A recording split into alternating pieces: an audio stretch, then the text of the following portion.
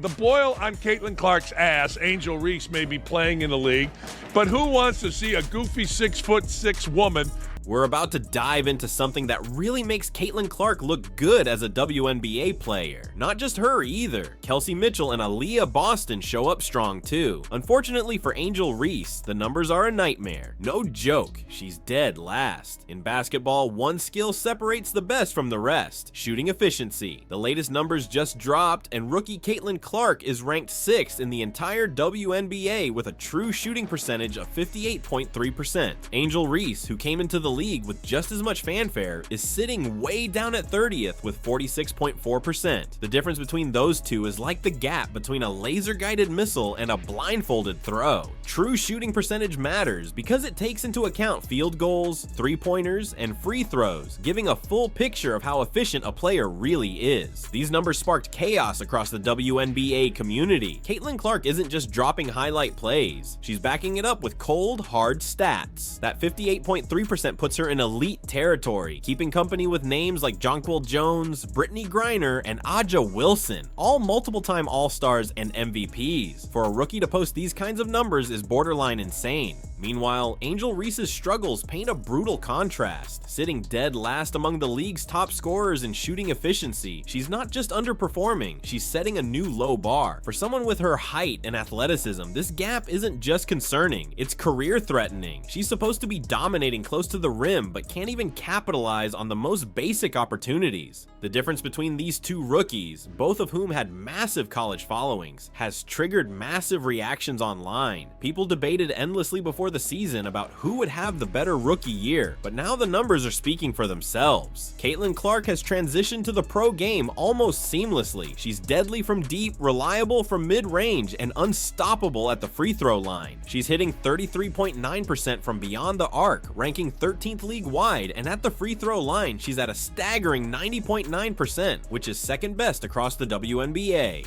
Angel Reese, by comparison, is struggling everywhere. She's shooting only 40% on two-point shots. Her effective field goal percentage is even lower, sitting at 39.5%. Even her free throw shooting, normally a reliable area for bigs, is abysmal. She ranks 27th. These numbers are almost impossible to justify when you consider that most of Reese's attempts are right at the basket. Fans are finding it hard to stomach because she's blowing the kind of shots players her size should be automatic with. Clark's impact stretches beyond just the shots she makes. Her three-point threat pulls defenses out, creating more space for herself and teammates. It changes the entire structure of a defense. When she crosses half court, defenders have to stay glued to her. That opens up so many possibilities offensively. And when defenders overcommit, Clark punishes them inside. She's ranked 4th in two-point field goal percentage, meaning she's not just shooting from deep, she's efficient around the basket too. Watching Clark work is like seeing a veteran in a rookie's body. She handles double teams, finishes tough shots, and steps up in clutch moments. Against Phoenix, when she faced heavy pressure in the fourth quarter, she still nailed critical corner shots without blinking. Her free throw percentage at 90.9% means that when the game's on the line, she's practically money from the stripe. It's hard to overstate how huge that is for a rookie. Contrast that with Reese, who is currently the least efficient scorer within 5 feet of the basket in the entire league. Think about that. A 6'3" athletic player towering over defenders can't reliably finish layups. It's baffling. Coaches are already questioning her future as a starter because this isn't just a small slump, this is a fundamental flaw. Watching the tape reveals the same problems over and over again. Reese rushes her shots, doesn't use the backboard properly, and doesn't create separation before taking her layups. These are basics most players master by the time they get to college, let alone the pros.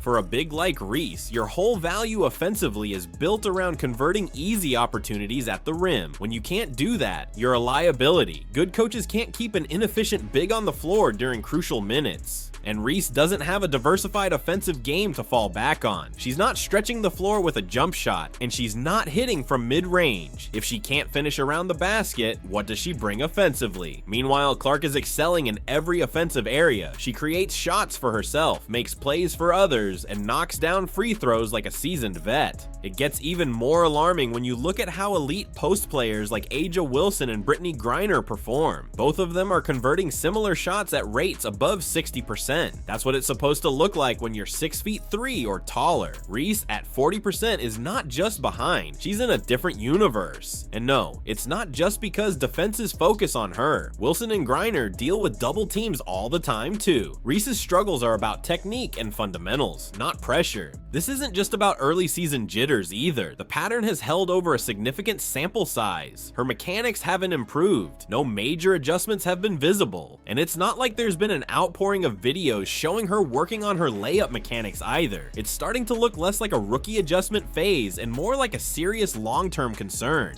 The efficiency gap between Caitlin Clark and Angel Reese is reshaping reputations around the WNBA. Just a few months ago, people were debating whose style would dominate. Now, the conversation has shifted. Clark is being talked about as an elite offensive force. Reese is facing hard questions about whether she can even stay in a starting lineup. Basketball experts are noticing too. One ESPN analyst said Clark's efficiency is something you usually only see from established veterans, while another noted that Reese needs to fix her finishing immediately if she hopes to stay relevant. Perception is shifting at lightning speed. The numbers are undeniable, and narratives are being rewritten every single game. For Reese, the clock is ticking. This isn't just about improving a little, it's about survival. Shooting efficiency is the one skill you absolutely cannot fake at the professional level. If you're a big who can't finish at the rim, coaches will find someone else who can. If you can't score, you become expendable. Meanwhile, Clark is living up to and even exceeding the insane hype that surrounded her arrival. She's doing something most rookies can't even dream of, putting up veteran-level efficiency numbers against pro defenses designed specifically to shut her down. Every game she plays, she cements herself as one of the biggest rising stars, not just in the WNBA, but in women's basketball history. This whole situation is a fascinating reminder that hype and reality don't always match up. The skills that make you successful in college aren't always the same ones you need to succeed in the pros. Shooting efficiency, putting the ball in the hoop when it matters, is everything at this level. Angel Reese has the physical gifts, but unless she addresses her weaknesses head on, her professional career could be a lot shorter and more difficult than anyone expected. So what do you think? Will Angel Reese be able to fix her finishing issues and turn things around? Or is her starting spot already slipping away? Do you believe Caitlin Clark's incredible shooting numbers are sustainable throughout her rookie season? Which rookie do you think will have the better long-term career? Drop your thoughts down in the comments below. And hey, if you enjoyed this breakdown, don't forget to smash that like button, hit subscribe, and turn on notifications so you're first to catch every update and analysis we drop. Thanks for hanging out with us. More deep dives coming real soon.